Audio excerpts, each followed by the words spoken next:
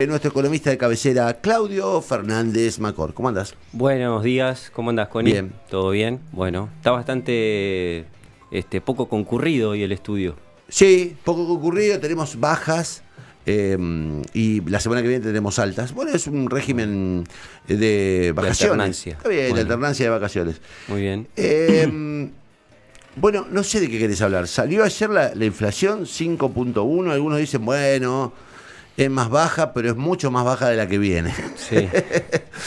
Bueno, la verdad que hay muchas cosas. En este país si hay algo que uno no puede hacer es aburrirse cuando empieza a pensar en cuestiones políticas o económicas, ¿no? Todo el tiempo cambia todo.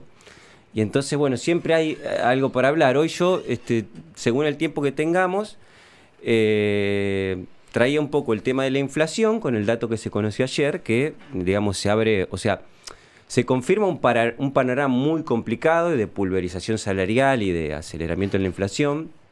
Y por otro lado, los anuncios, guión medidas de Batakis hace unos días, donde ya concretamente hizo ciertos posicionamientos y algún que otro anuncio y algún que otra medida también expresó. Así que un poco analizar eso. Me sorprendió respecto A los anuncios, lo conservadora que fue. a los anuncios, me sorprendió, sí. La moderación. No tanto la moderación, porque yo la semana pasada decía con Guille. Ah, yo no estaba, claro. No, que por el lado, sentía que por el lado de Guzmán no iba a ir la nueva ministra, porque precisamente Guzmán se terminó yendo porque quería ejecutar ciertas políticas que entraban en contradicción con Cristina. Entonces, ¿qué decía? Bueno, la nueva ministra por ahí no va a ir.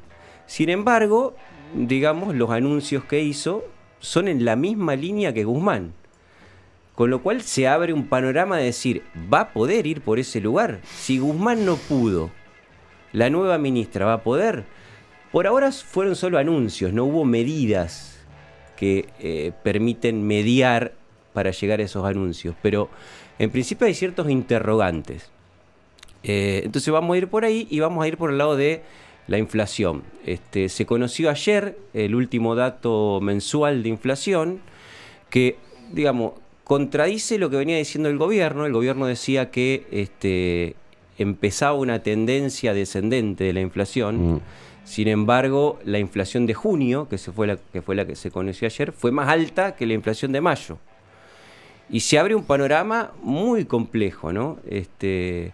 Yo hace unas semanas decía... La de julio va a ser indefectiblemente más alta. Y la de julio va a ser más alta que la de junio. Mucho más alta, porque está la depreciación de la moneda, pero además sí. todo el impacto de este...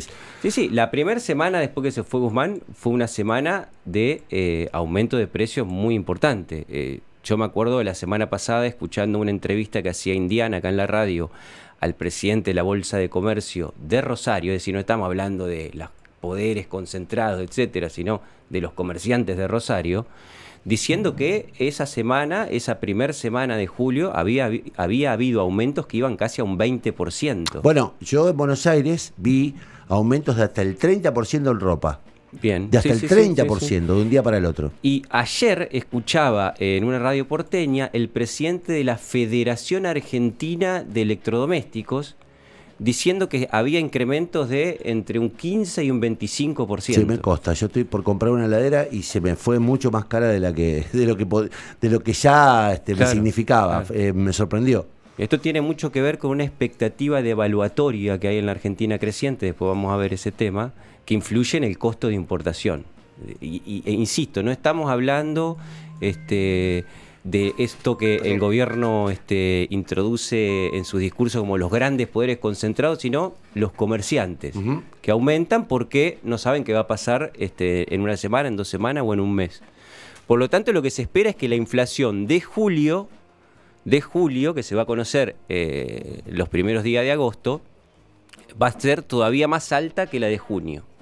Así que en ese sentido esperamos una complicación muy grande respecto a la inflación. Si querés, Guille, poné Dale, vamos a la primera diapositiva que traje Vamos. para ir viendo algunos datos sobre inflación. Bueno, ayer se conoció, ahí en pantalla, y lo explico para los que están escuchando, se conoció la inflación de junio, que como decía es 5,3%. Si uno compara, si uno anualiza eso, compara junio de este año con junio del año pasado, ya da un 64% de inflación. Y la acumulada a junio, es decir, la inflación del primer semestre, es 36,2%. Como decía el gobierno, el mes pasado decía que se había iniciado una tendencia descendente, sin embargo ya el primer mes lo contradijo. Porque junio, recordemos que en mayo había sido un 5,1 y ahora en junio es 5,3 y todo parece indicar que julio va a estar por encima del 6. Es decir que es muy complicado el panorama. No, pero mucho más encima del 6. Sí, por lo menos. Uno, viste, no quiere ser tirabomba, viste, entonces trata de ser medio conservador en ese sentido.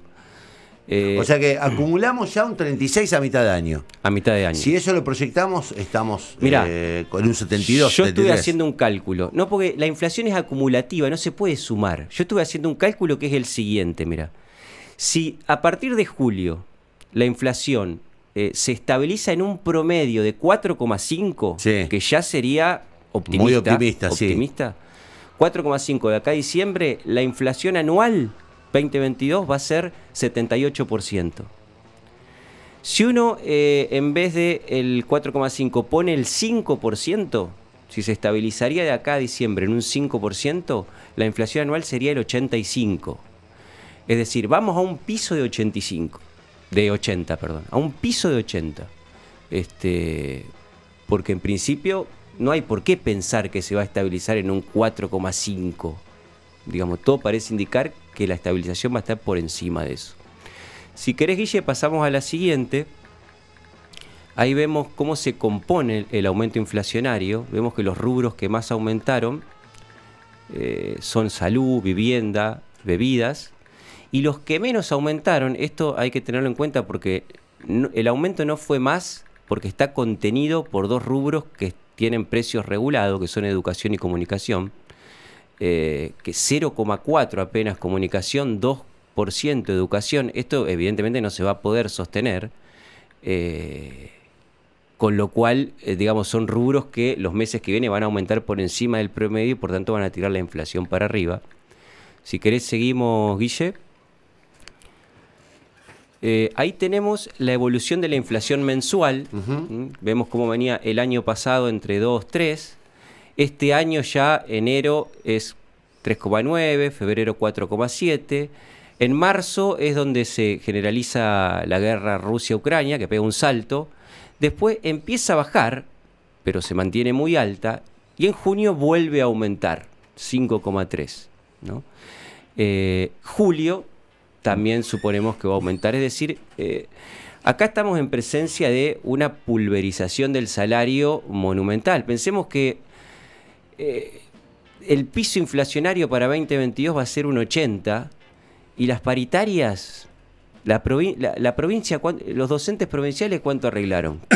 Mira, 45. Si no recuerdo mal, fue un 22 en marzo y 3 tramos de 8. 3 tramos de 8. Mayo, agosto y septiembre. Bueno. Ya está mayo, agosto. Hoy la inflación acumulada es del 36 y el incremento salarial fue de 30. De 30. Bueno, ahí se están perdiendo 6.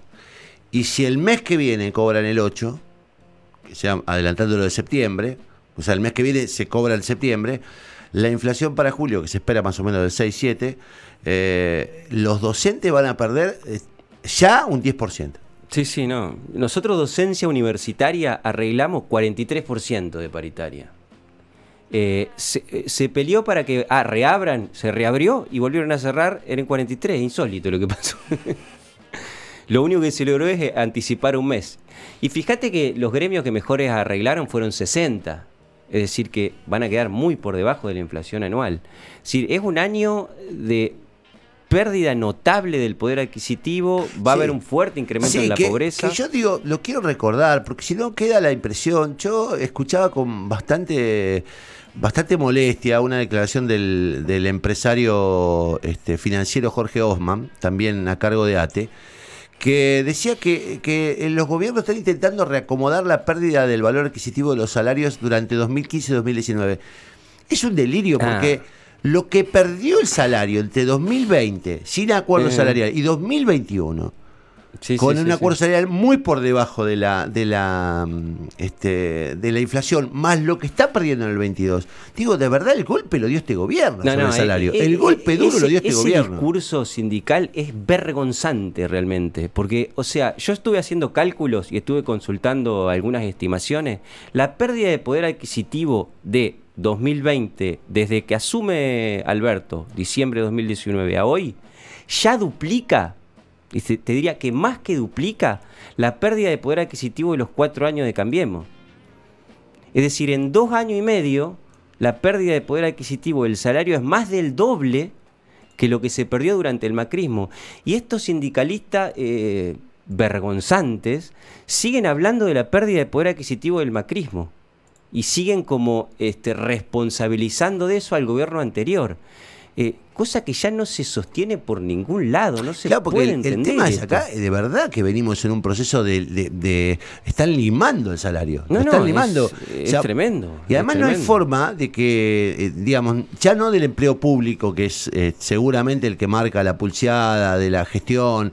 El problema es el empleo privado. Sí, es que ¿Cómo hacen las empresas para poder sostener el crecimiento de la inflación, acompañar cuando en realidad el mercado no te acompaña, vos no vendés lo mismo? No, que cuando yo te digo pérdida de poder adquisitivo, te incluyo todos los salarios ahí, la media del público y el privado. En ambos sectores, la pérdida durante este gobierno ya duplica la pérdida durante el macrismo. Y este año la pérdida va a ser todavía peor por este aceleramiento en la inflación.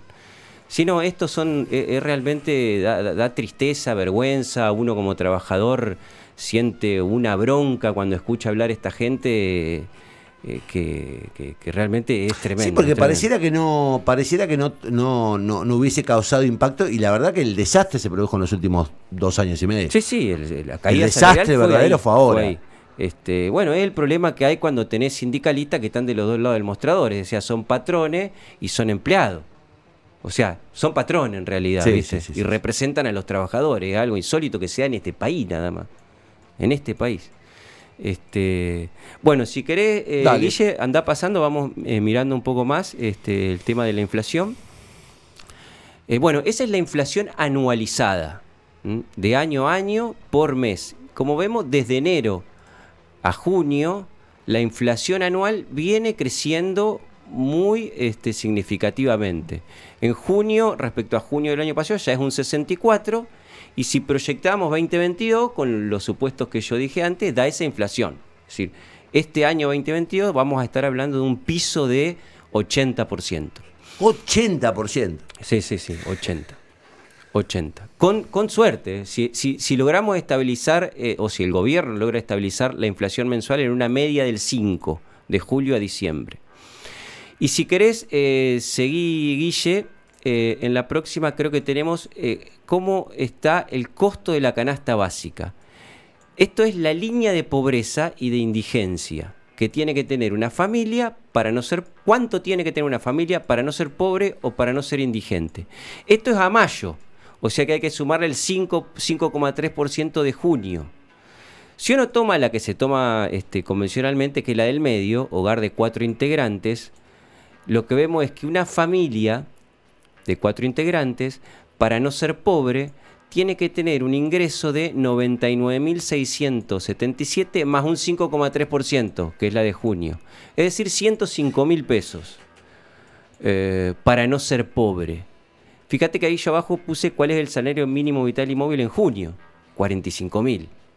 Es decir, 2 salarios mínimo vital y móvil no alcanzan para salir de la pobreza. Y si uno toma la indigencia, que ahí la tenemos como 44.499, pero que si le sumamos el 5,3 de junio, queda en 46.900, un salario mínimo vital y móvil es un salario de indigencia ya. Está por debajo del nivel de indigencia. Es muy notable lo que está pasando en términos de pérdida de poder adquisitivo de los salarios. los próximos datos que se conozcan de pobreza, si es que están bien hechos, nos van a arrojar resultados que nos van a asombrar. O sea, porque gran parte de los trabajadores argentinos van a quedar por debajo de la línea de la pobreza. Y esto va a ser una causa de conflicto social muy importante. Cuando antes de empezar la columna, el Guille ponía "Se viene el estallido", yo creo que fue una canción muy anticipatoria de lo que iba a pasar después en 2001. Digamos que la Versuit en esa época siempre se caracterizó por expresar un poco los conflictos sociales, ¿no? Cuando señor Cobranza, después se viene el estallido. Y ahora yo creo que, digamos, si las cosas siguen como están hasta ahora, que es un poco también lo que decíamos la semana pasada, y vamos a conocer en la Argentina una situación que no desconocemos. Año 82, año 89, año 2001, es decir, una serie de tensiones que se van acumulando y porque los gobiernos no logran resolverlo desde la política, terminan estallando en el mercado, terminan estallando en la realidad. Y bueno, acá con el tema de la inflación... A mí, yo quiero agregar 2 o 3 consideraciones más bien políticas, ¿no? A mí me da la impresión de que el gobierno, te lo decía fuera de aire recién, carece de confianza. Digamos, no tiene prestigio, no tiene adhesión. Entonces mal puede tomar decisiones que vayan a ser acompañadas espontáneamente por la sociedad. Digamos, tenemos un presidente muy débil, una vicepresidenta también con muy alta mala imagen. Entonces digo, políticamente es una situación muy delicada, porque no tenés un gobierno en condiciones de tomar decisiones drásticas que puedan cambiar esto. Eso por un lado. Por otro lado, tampoco se han avanzado en medidas que vos digas, bueno, vamos a aliviar esta situación, qué sé yo, el tema... No es que estamos haciendo el gasoducto y vamos a tener un alivio pronto del tema de importación. Y lo otro, que es lo que en definitiva me parece que más ruido hace, es hasta cuándo los sectores del propio peronismo van a contener a los sectores, porque digo, vamos a ser sinceros, yo esto lo digo sin ninguna clase de culpa, si hoy no gobernara el peronismo, este país estaría estallado. O sea, el peronismo hoy hubiese incendiado las calles, hoy estarían los gremios en las calles, Hoffman, en lugar de decir que se perdió, estaría diciendo que este es un gobierno de miseria y de hambre, estaría el Moyano cortando, digo, este país estaría incendiado, pero el peronismo los contiene a los piqueteros, un sector, otro, no profundiza los conflictos. Digo, ¿qué pasa cuando eso deje de ser contenido? Porque digo, en un momento va a haber malestar social real. Sí. Cuando la gente no pueda pagar, digo, ya está pasando, te debe pasar a vos, nos pasa a todos. La gente no paga la tarjeta, no puede poder pagar la tarjeta, digamos, se incrementan a intereses demenciales lo que te cobran los bancos. Digo, llega un momento en que se te empiezan a cortar servicios, se te empieza a cortar. Digo, en un momento la gente va a estallar. Más allá de lo que hagan los gremios, de lo que hagan los dirigentes piqueteros, de lo que pueda hacer. Y de verdad, a mí me da la impresión de que tiene que haber un golpe de shock acá para modificar las cosas. Ahora, ese es un tema que nos tenemos pendiente de discusión. Digo, ¿cómo da un golpe de shock un gobierno sin ninguna clase de credibilidad? ¿Cómo hace? No, es muy difícil. Lo que está claro, digamos, sobre lo que estás diciendo vos, lo que todo el mundo tiene claro, todos los sectores políticos lo tienen claro. Cuando vos repasás todas las teorías económicas, también fundamentan lo mismo, es que hay que ir hacia una reducción del déficit fiscal en este país. Digamos, una reducción significativa en el déficit fiscal. ¿Esto significa que se van a resolver todos los problemas de la Argentina si lo hacemos? No. Pero es una condición necesaria para avanzar en muchas direcciones y fundamentalmente también para detener la inflación. Ahora, como vos decís, para ir hacia una reducción del déficit fiscal hay que tener una legitimidad política y una espalda política muy importante. Nadie lo ha podido hacer a eso en la Argentina. Y además, si se insiste con las mismas fórmulas que fracasaron, por ejemplo, ir por más aportes de los sectores agropecuarios, vas a repetir los mismos conflictos. No, lo mismo. Entonces digo, yo te he contado lo de España. España acaba de gravar severamente a las eléctricas y acaba de grabar a los bancos. que son sectores que han ganado. Que han ganado. Ahora, acá no hablamos nunca de tocar digamos, a la patria financiera, a los bancos. Nunca hablamos de gravar a las empresas privatizadas que se quedaron con un negocio monumental. Parece que eso no existiera en el escenario digamos, de quienes se van quedando con la renta. Siempre la culpa del campo, que encima está produciendo, digamos, que es la que te genera dólares. Entonces digo, también tiene que haber un cambio de matriz ahí, en el sentido de, che, vamos por otro lado. Sí. Por eso, a ver, yo realmente me sorprendió cuando Bataki salió a decir que es, de manera tan directa y contundente, que es fiscalista, que hay que ir hacia un presupuesto equilibrado. De hecho, a pesar de que ciertos sectores, digamos, la acusan de neoliberalismo, de ortodoxia, planteó una posición extremadamente keynesiana cuando dijo, el déficit fiscal se justifica en un momento de crisis, de estancamiento, de recesión, pero eso no se puede sostener y hay momentos en los que hay que ir a un presupuesto equilibrado, que es lo que dice ahora. El tema es que Guzmán también decía lo mismo y no logró reducir el déficit, sino aumentarlo. El problema está en esto que estás planteando vos, es decir, ¿qué medidas vas a tomar para ir hacia una reducción del déficit fiscal significativa? Y ahí uno ve que empiezan a hacer agua, porque encima vos tenés un sector que sin ningún fundamento ni argumento, pero que tiene cierto peso político, como es el cristinismo, y sus economistas de pacotilla, que le dicen que el déficit no es ningún problema, o que la emisión no es un problema. O que la emisión no es un problema, y yo lo que digo es, en este contexto en la Argentina, no hay escuela económica que pueda fundamentar eso. Y a esos economistas de pacotilla los desafío a que si quieren discutir eso conmigo, lo discutimos, pero porque no lo pueden discutir con nadie, solamente entre ellos. Pero claro, cuando uno ve a Bataki, las medidas que toma para ir hacia ahí, bueno, son medidas que no son medidas, digamos. Hubo un par de anuncios, pero no hay medidas que vayan hacia ahí. Lo mismo en relación a la emisión monetaria. Prácticamente no hubo medidas. Y sobre lo cambiario lo mismo. Es decir, tampoco hubo medidas. Salvo el aumento al dólar turista, pero medidas concretas respecto a lo cambiario no hubo. Si tenemos tiempo, miramos un poquito las medidas de Bataki. Si tenemos tiempo. Dale, repasemos rápido, pero no son muchas, ¿no? Sí, dale. No, pero bueno. Lo que dijo, digamos, lo que anunció y lo que dijo. Los anuncios fueron contundentes. Soy fiscalista, hay que ir Vamos a respetar el acuerdo con el fondo, sí. Equilibrio fiscal. ¿Qué hay respecto a qué dijo? ¿Qué medidas concretas? Dijo, segmentación de tarifa como está. Eso ya lo hemos dicho varias veces, lo hemos analizado. Ahí no hay ahorro fiscal. Lo que hay es aumento en los subsidios. Ella dijo que va a mantener lo de Guzmán. Revaluaciones inmobiliarias, eso me parece interesante. O sea, cualquier, digamos, política de autoridad fiscal en este país, si solamente se plantea ajustar los gastos y no los ingresos, está condenada al fracaso por el conflicto social que eso genera. Es utópico, digamos. Cualquier política de reducción del déficit tiene que apuntar a aumentar los ingresos y también reducir el gasto. Revaluaciones inmobiliarias es algo que hizo en provincia de Buenos Aires, que tienen que ver con aumentar el valor fiscal de los inmuebles, que después sirven de base para el impuesto inmobiliario y para los bienes personales. Entonces, esto sería aumentar los ingresos. No sería mucho, pero sería algo. Planteó el congelamiento del ingreso al personal del Estado, es decir, no va a ingresar más nadie al Estado como empleado.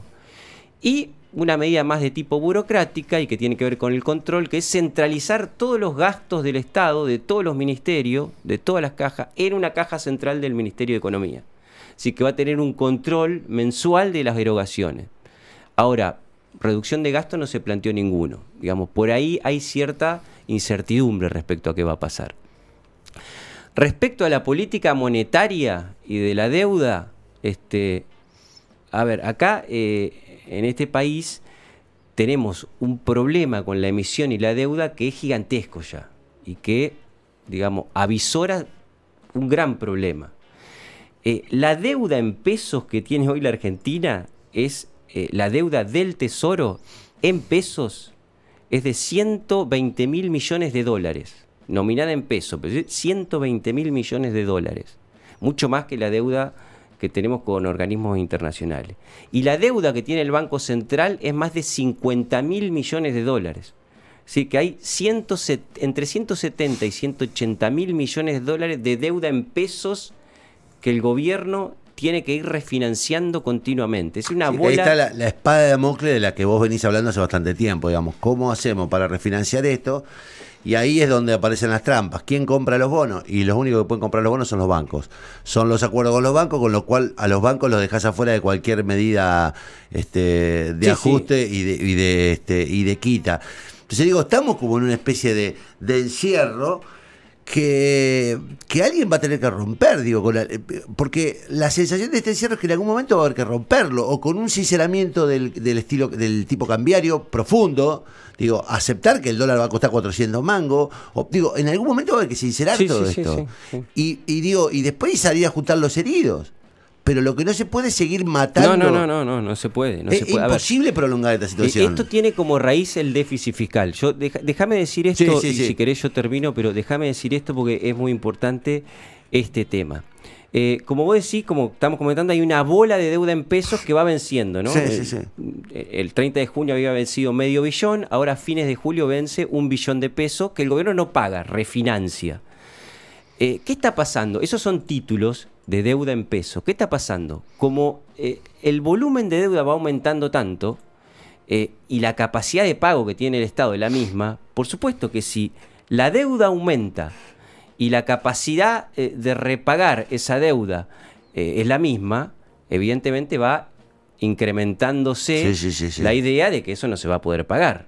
Es normal, eso es lo que se llama burbuja financiera. Esto está pasando, entonces ¿qué pasa? Los títulos empiezan a caer en precio, digamos, cada vez valen menos. ¿Por qué? Porque la garantía de pago es cada vez menor. ¿Qué hace el gobierno? Porque como el gobierno tiene que volver a refinanciarse, no le conviene que caiga el valor de los títulos. Entonces sale a comprar títulos para mantener el valor. En el último mes ya se gastó 1 billón de pesos en esas operaciones. 1 billón. 1 billón de pesos que emite el central solamente para sostener la demanda de títulos y sostener el precio. Fíjate lo que significa esto. Los tenedores de títulos son los bancos. El 90% de esos títulos los tienen los bancos. El gobierno se gastó 1 billón de pesos para evitarles pérdidas a los bancos. ¿Qué estaría pasando si esta operación la haría el macrismo? Claro. Un poco lo que decíamos recién. No, es la entrega del patrimonio, es la entrega a la CTA, manifestándose en el Banco Central contra los intereses. O sea, el gobierno se gastó 1 billón de pesos para evitarles pérdidas a los bancos.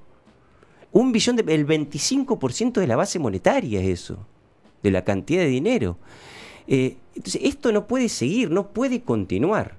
Y la raíz de esto es el déficit fiscal. El déficit fiscal hay que pagarlo. Y se paga con emisión o con deuda. Emitir ya no se puede emitir más. La inflación ya está en el 80 anual.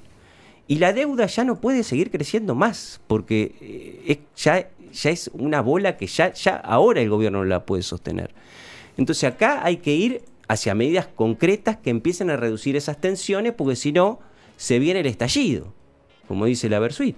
No hay otra manera. Repito, digo, en algún momento el peronismo va a perder el control sobre sobre ciertos sectores que hasta ahora lo ha podido conducir, digamos. La paz social que vive la Argentina es consecuencia de esos factores de contención. Sí. Ahora, en algún momento, la carencia va a sobrepasar esas barreras. Y cuando eso pase, viste...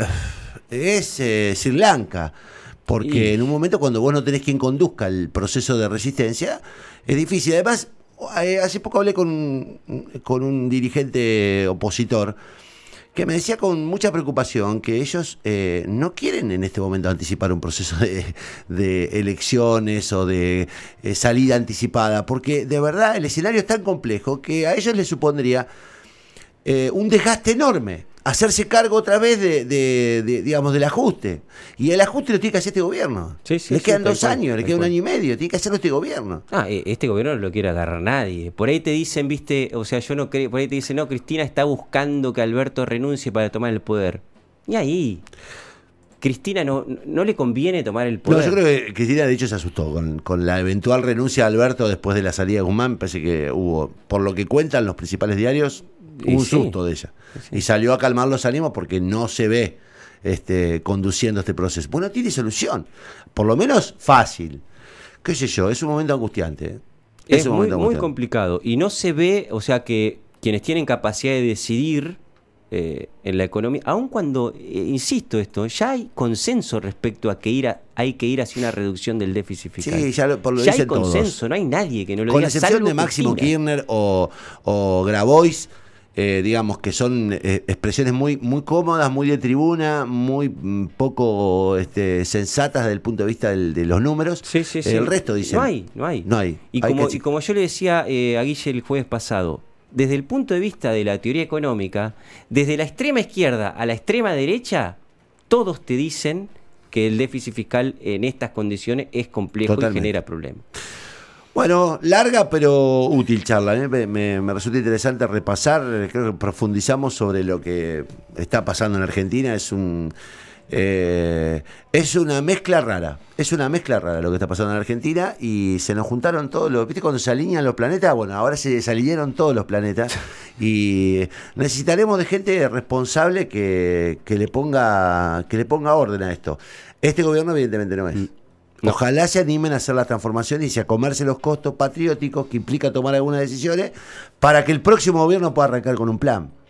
Pero esa miseria política es lo que también contribuye a trabar todo, ¿no? Que nadie se quiere inmolar. No, tal cual, tal cual. Que nadie se quiere Todos inmolar. están esperando que explote Y para este es un agarrar buen después. momento para que Alberto y Cristina, en un gesto patriótico, hay que hacer esto, dejemos el terreno preparado, incluso para generarse expectativas de cara al futuro. Pero si no lo van a hacer, Y sí. tenemos 2 años de prolongación de la agonía. Nada que no vengamos diciendo. Claudio, gracias. Saludos, abrazo.